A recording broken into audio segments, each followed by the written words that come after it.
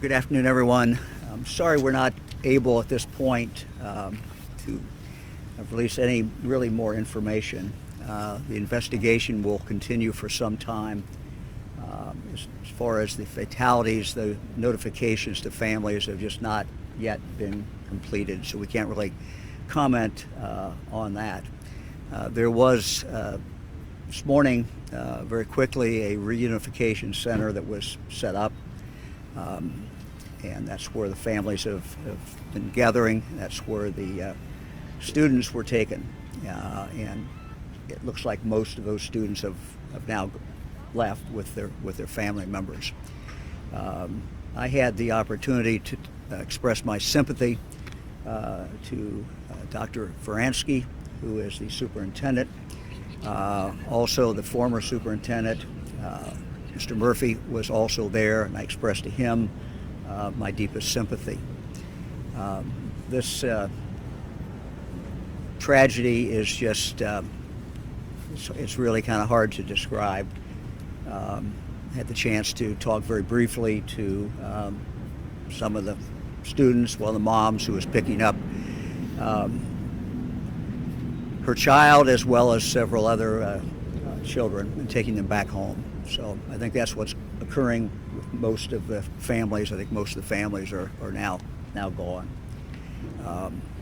So again, I just want to express my deepest sympathy on behalf of the people of the state of Ohio to all the families, everyone who has been injured, everyone who family who had a member who died. This is just a tragedy that no one. You can hardly ever imagine it, and it's the worst nightmare for, I'm sure, the superintendent, worst nightmare for the families, worst nightmare for the teachers. And so our hearts go out to them, and our prayers. So I am ordering flags at half-mast in Tuscarawas County, as well as at the state capitol building. That's really, unfortunately, about all I can say, about all we have. Again, the investigation as far as the cause is probably going to take some time, and I would not anticipate that would happen today. The patrol will be in a position to really give you a definitive explanation of exactly what happened. The patrol will be back, either through a release or here, to give you the information as far as once the notifications are done to the families in regard to the number of deaths. So that's again really about all we have. Hearts go out to Tusky Valley and that school. It's a very tight-knit community, rather small school, rural part of the county, and I can only imagine what the community is going through right now. So. Governor, can you put into words the conversation? You said you spoke to some of the children, or did you speak to just the adults? No, I didn't. Look, I didn't ask them about what had happened. I was talking to the mom, and she told me she'd come, and they were headed back. They were actually stopped at McDonald's and got some food, and were heading home. Just didn't feel it was right for me to try to, say anything to the students except I was sorry, and had my deepest sympathy. So. And are there resources available? Yeah, there's been resources available from the beginning. Several of the family members remarked to me, that they appreciated that. They felt that the resources had been there. The patrol has a members group where they have members of the patrol who are ready to go to the families. My understanding that group was there very quickly at the place where everyone was gathering, the church. And my understanding also they were headed, and I believe they have been at the school as well. So, I think there's certainly a lot of people there, a lot of resources, but you know, it's no matter how much help you have, and people appreciate it very much, but the tragedy is still there. So. And we've been hearing that a firefighter may have gone inside that bus to try to save some children and had been injured. I don't know anything about that. Okay. Yeah. Can you verify for us how No. many fatalities No, and how no. many hurt? No, can't do that. I mean, we gave you earlier today the number that went to the hospital. Those numbers are, to my knowledge, still the same. So, all right, thank you all very much.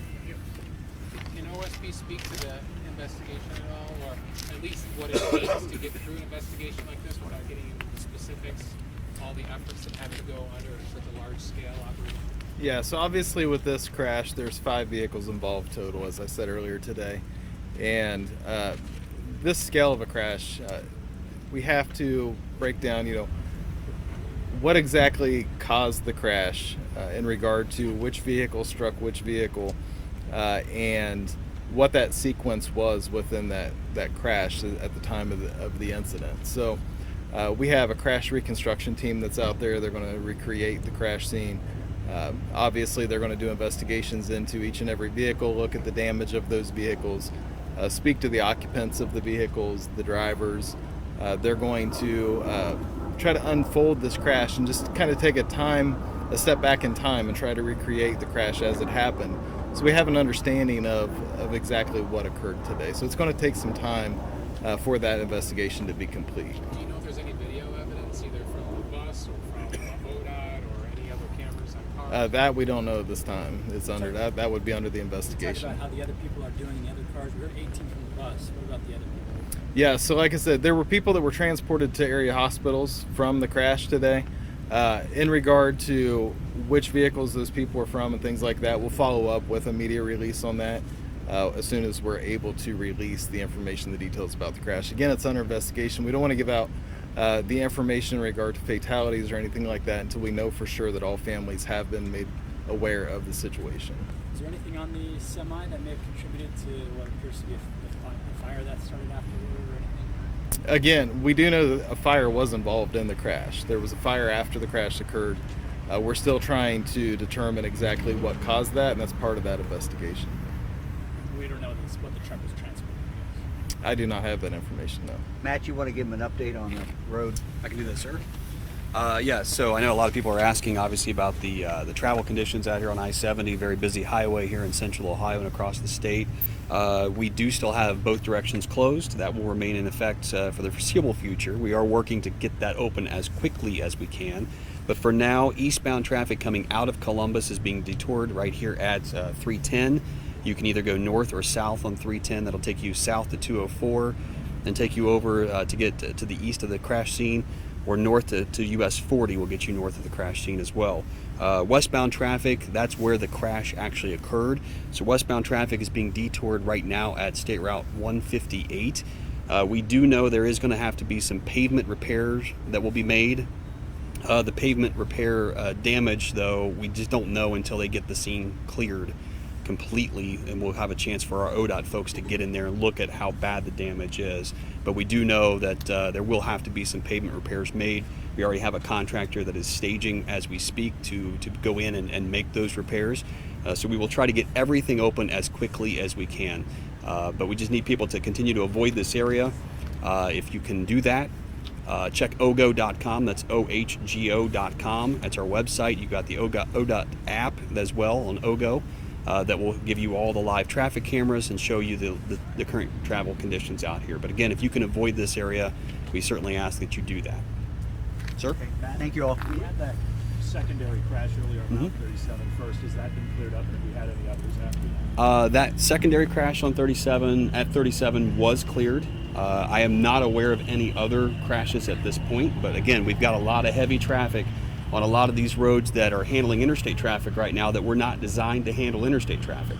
So those that are out here driving through this area, or if your travels take you here and you have no other alternate to use, please use extreme caution as you're coming out here. Again, we've got a lot of traffic on these 2-lane roads, and everybody just needs to pay attention. You should always be paying attention, but especially now. Put those phones down, buckle up, allow that extra stopping distance in front of you, just really important to pay attention out here.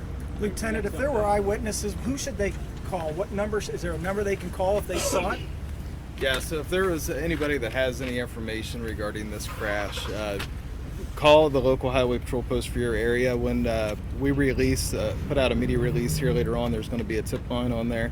That information I can forward to you at that point in time. But if you do have information right now, contact your local highway patrol post and they can get you in contact with the investigators. Have you talked to anybody that saw it? Were folks waiting here to talk? Again, that's all part of the investigation. We're investigating it right now, and once we have more details, we'll share those with you. When's your next update? The next update will most likely come in the form of a press release later today. Can we just clarify something? So you said that 18 were taken to the hospital. Does that include the fatalities too? Or are those outstanding? Is there more than 18 fatalities in this crash? I don't have a definite number of the amount of people that were transported to the hospital out of this crash. What I do know is there were 18 off the bus that were taken to the crash, or to the hospitals from the crash scene. And how many of those are children? 15. Thank you all. Thank you. Lieutenant, Matt.